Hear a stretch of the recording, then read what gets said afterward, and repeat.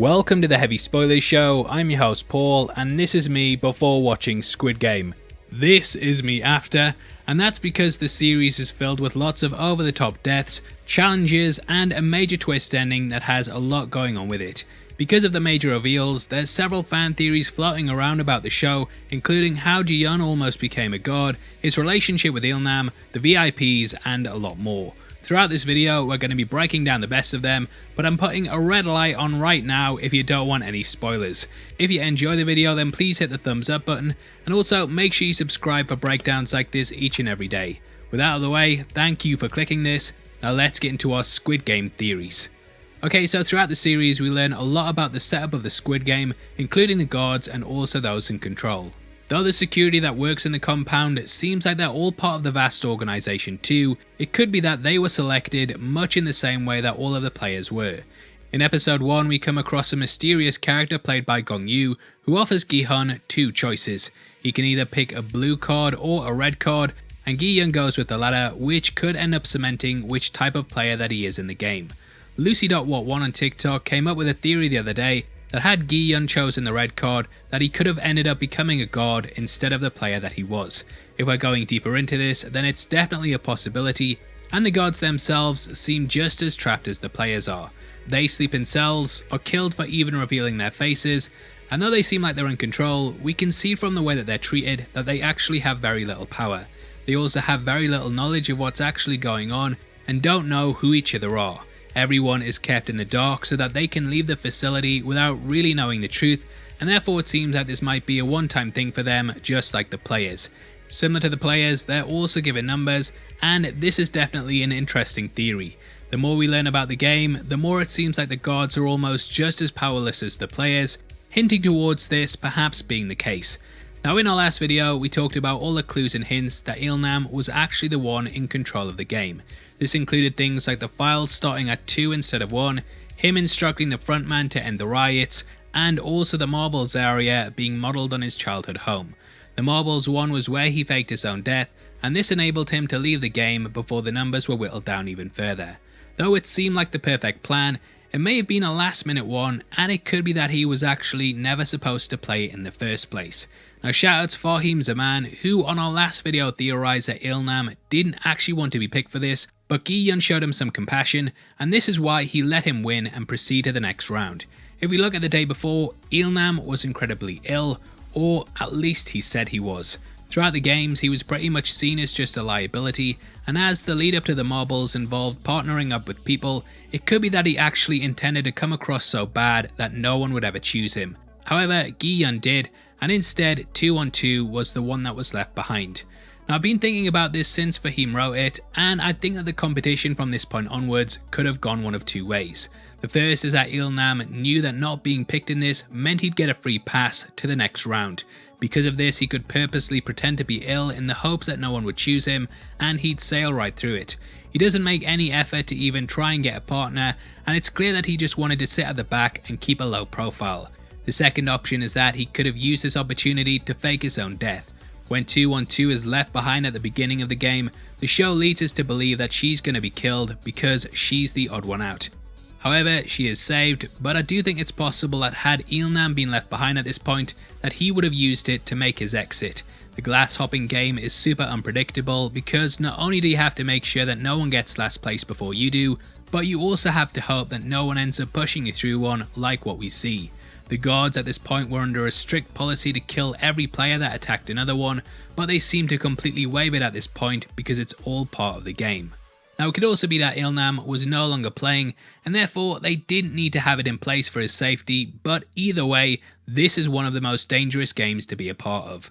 Anyway, the relationship between Gi-yeon and Il-nam is sort of a weird one.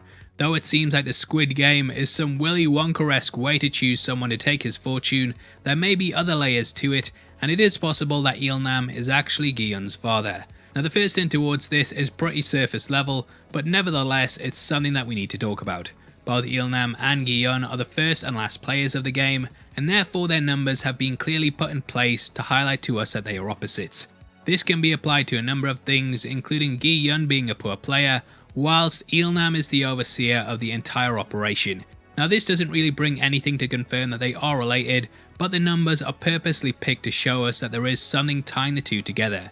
Episode 3 gives us the first real big clue, as in that we find that Gi-yun is lactose intolerant. He can't have the regular milk that the gods hand out, and therefore he requests chocolate instead. Ilnam overhears this and says to him that he must have been beaten by his dad when he was younger because he used to do the same to his son. On a second viewing of the season, this line stands out a lot, and there's another one when the pair play marbles. The whole area is purposely meant to resemble a Korean neighborhood, and though many of you pointed out on my last video that this doesn't really mean anything, comments by the characters definitely hold some significance. Now not only does Ilnam find an area that looks exactly like his home, but Gi-yun also says that the alley next to it is similar to where he grew up. It is possible that the pair are indeed related, but that they became estranged throughout their life whilst Ilnam was off playing Battle Royale. If that's indeed the case, then the entire games could have been set up to test whether his son is worthy to take over the mantle or not. The ending of the series has him inheriting Ilnam's money and joining him beside his deathbed. Though it seems that the game dies with him, we learn in the final few scenes that it's actually still going, and Gi-yun ends up abandoning his trip to LA to stop things from moving forward. But what if he doesn't, and instead he eventually ends up taking over everything? After all, Gi-yun is now extremely rich, and he may end up facing the boredom that Ilnam and the other VIPs do. We also see the idea of abandoning a child reflected in his stance at the end of the season. Gi-yun was supposed to be travelling to LA to meet his daughter, but he's left her to get involved with the games instead. This could be the writers subtly hinting to us that something similar happened to Ilnam. Perhaps he too was supposed to go and get his child, but instead he took a different path and ended up abandoning him in order to set up the games, which would be reflected by Gi-yun, who's now doing the same thing. Now the next one isn't so much a theory as it's a comment on us as an audience and how we are very similar to the VIPs. On our last video, Oval12Y left a comment discussing how they operate, and in many ways we are very much the same as them. In the season they arrive, lounge around as an audience, and watch the players die for their own entertainment. Though we're meant to look down on them and see them as evil, this is also something that we are doing too. As much as the show was a shock to the system, we very much enjoyed it just as much as they do, and similar to them, we're anonymous to each other. We are very much the eyes of the VIPs, sat in our own homes, seeing the games play out before our very eyes. Now the final theory centers around the frontman, who we learn is controlling the game whilst Ilnam plays it. We know very little about the character beyond the fact that he's Hwang Jun-ho's brother and that he disappeared in 2015. Episode 5 ends with Hwang Jun-ho coming across a filing system that contains all of the player profiles. In these he finds his brother, and therefore we can guess that he too was part of the process. Because he's still alive, he likely won it, and it is possible that he ended up becoming an overseer in the system, much like our theory for Gi-yun's future. Now why I brought this up is because it clearly shows that there is precedent for winning players to end up taking part in an authority role, and therefore it could be easy for Gi-yun to follow in his footsteps. I think it would be even wilder if it actually turned out that Gi-yun, Hwang Jun-ho and the frontman were all in some way related to Ilnam, and that they'd been put through their paces by their father to see if they were worthy enough to inherit the game.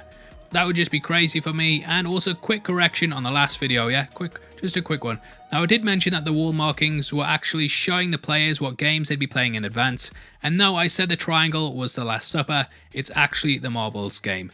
Shoutouts to everyone who pointed that out on the last video, I love you, and yes, I would have failed the Squid Game because of that terrible mistake. Anyway, there's a lot to think about, and what I love about Squid Game is that there's so many different things you can pull from it. Make sure you drop your best theories in the comment section below, and we might end up talking about them in an upcoming video on the series. I still want to do a season 2 video, but I'm just waiting for more info to drop. But yeah, either way, definitely keep an eye out for that. If you want something else to watch, then we have 2 great Squid Game videos linked on screen right now. The first is all of the clues and hints that Ilnam was actually ahead of the game and in control of it. The second is a full breakdown of the series, as well as our predictions for what could be coming next time. If you don't choose any of them, then thank you for sitting through this video, and I hope to see you on the next one. You take care of yourself, you've been the best, I've been Paul, peace.